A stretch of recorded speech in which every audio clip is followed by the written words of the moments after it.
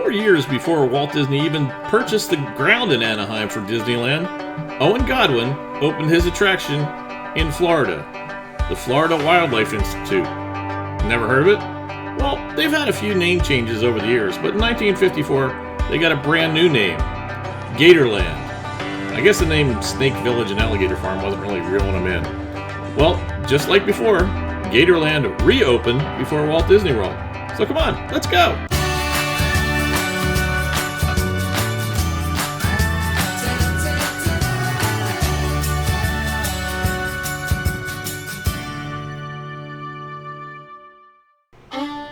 While Walt Disney grew up loving art and even selling his drawings as a boy, Owen Godwin grew up in Florida.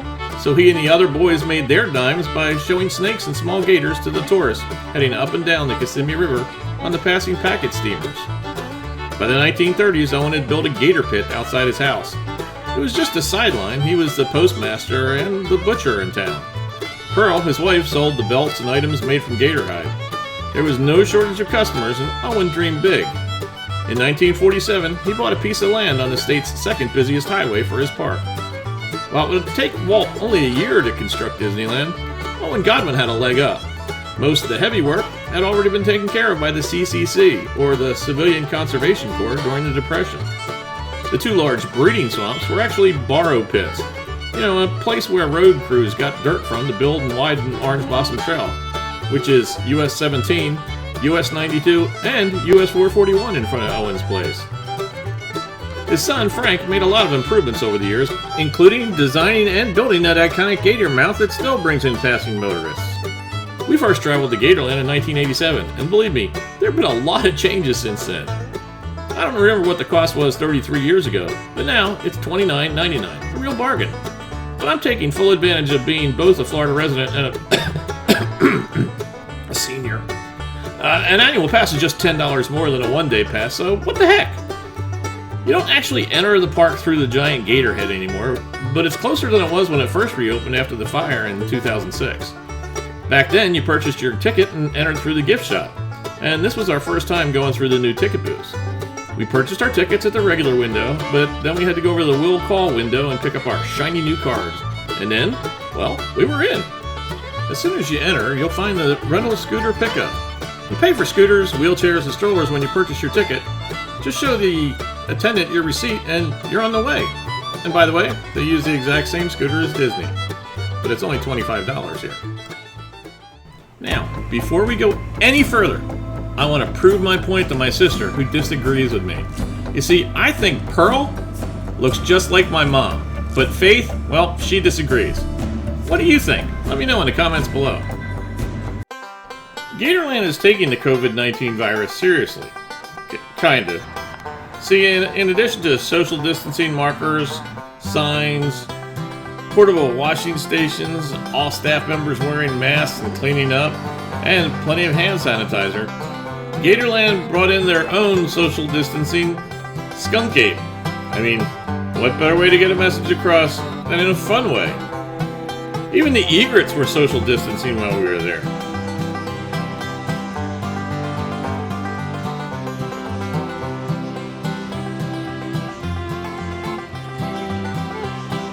But Gatorland is all about alligators.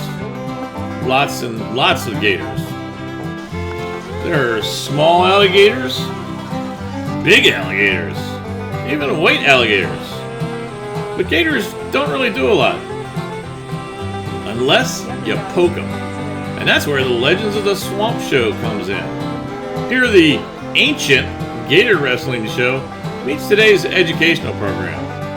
Oh yeah, the stadium seating is marked for social distancing, and the front row of the west bleacher is reserved for handicap seating. Now, I've seen this kind of show dozens of times, but never saw a wrangler get hurt. Hey, it can still happen. One eye backwards, forwards. It's a lot of fun. Kids, try it on each other. What is the most dangerous part of the alligator? Alright, here like mouth, teeth, and tail. So let's put it to a vote. You guys think it's the mouth or teeth? Raise your hand for me. Alright, you think it's the tail? Raise your hand. Alright, everyone with their hand up for tail. Take a really good look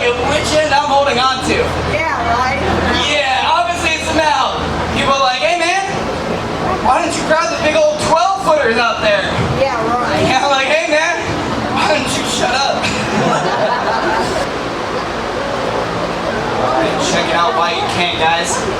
Inside of that mouth, it's pretty cool, right? Awesome. Everyone got a good look inside the mouth, right? Yeah. Wait, who said no? All those people behind you, man. You guys didn't see? Well, move! I mean, look, it's a tail, the most dangerous part, right? Hey, y'all, check this out.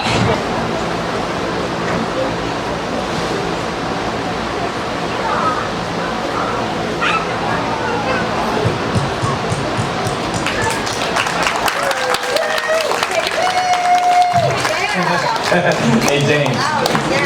Dave, Yeah, what's up? you might not want to hold that for too long, man. You probably get a pretty bad hickey. Yeah, Chris. Sad thing about that. It's called hillbilly underskin. Come to find out, it's the bottom jaw of both these animals. And Gatorland has one of the dumbest ways to show you guys this. So, at this point of the show, if you guys got a camera, go ahead and get it ready. Because if this works out, it's going to make for one awesome snapshot. Yeah, guys, I mean, get your cameras ready out of the way. You know, I've seen this before. If it doesn't work out, it's going to make an even better snapshot. Bryce! Come on, man. What are you here for? A paycheck, man. Jeez. All right, guys, watch that bottom jaw. Got this. There it goes, swinging wide open. Ooh, close shave. Yeah, right? Yeah, normally I get a thunderous round of applause after 55 like that. Oh, man, babies. Most importantly, though, I want to stress, guys, do not feed wild alligators, all right? It's extremely dangerous and illegal because of that. Speaking of food and gators, let's head over to Pearl's Smokehouse. Pearl's has a family-friendly menu with family-friendly pricing. Not at all what you'd expect from a theme park. But I came to try the Gator Nuggets. Of course, the most expensive thing on the menu. If for some reason you decided you wanted a pound of these bad boys, it would set you back about $44. Now they say Gator's an acquired taste, and I was hoping somehow I'd acquired it. The bites are served with a zesty sauce that reminded me of Burger King onion ring sauce.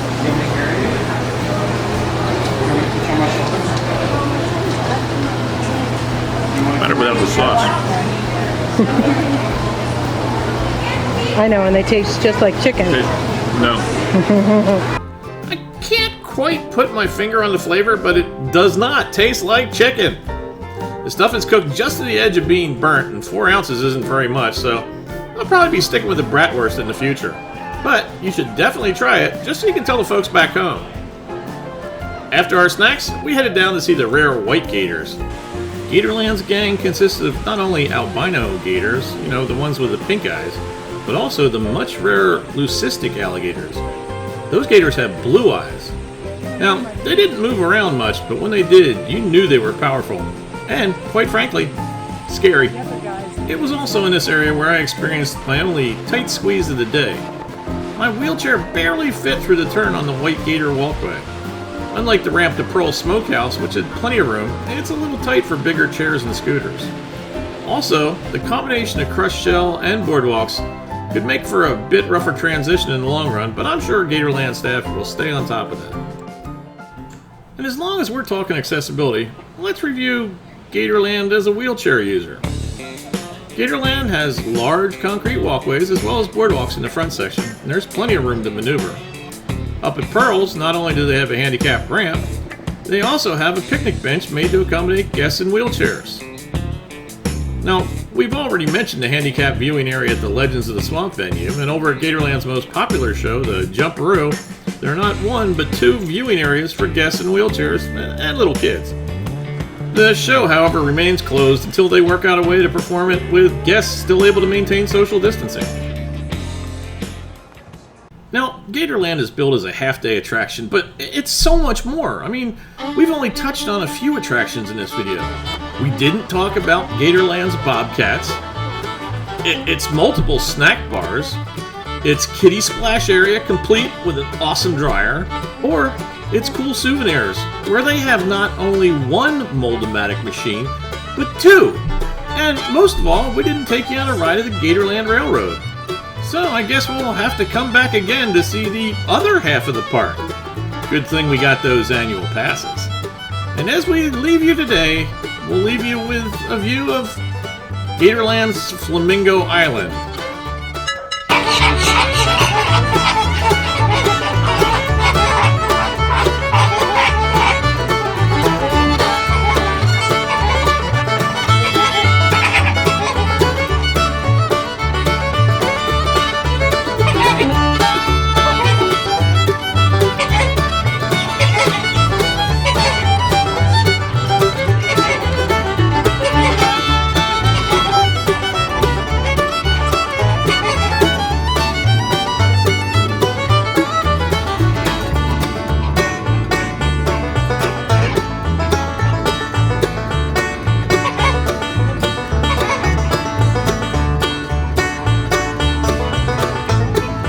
They were fighting. I got a good video of it.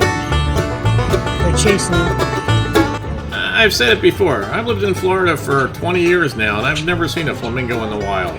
But these are the pinkest flamingos I've ever seen.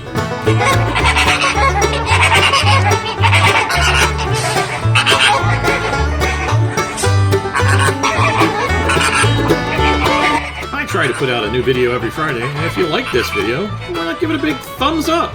It lets me know you care, and the YouTube algorithm might just recommend it to some other folks who think just like you do.